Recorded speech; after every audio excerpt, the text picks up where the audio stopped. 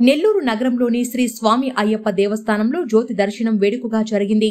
సంక్రాంతి పర్వదినాన్ని పురస్కరించుకొని శబరిమలలో జ్యోతి దర్శనం జరిగే సమయంలో నగరంలోని అయ్యప్ప స్వామి ఆలయంలో దివ్య జ్యోతిని వెలిగించడం ఆనవాయితీ. ఈ సందర్భంగా ఆలయ అర్చక బృందాల ఆధ్వర్యంలో పూజా కార్యక్రమాలను నిర్వహించి జ్యోతిని వెలిగించారు.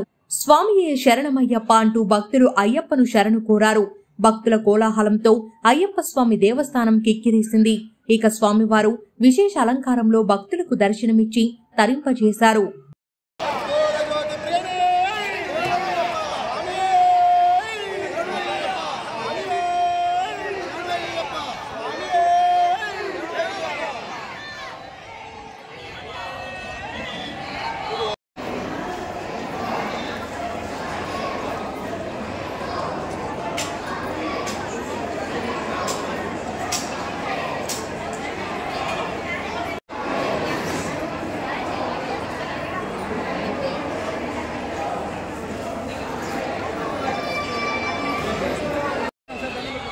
स्वामी कर्पूर ज्योति प्रियने ज्योति स्वरूपने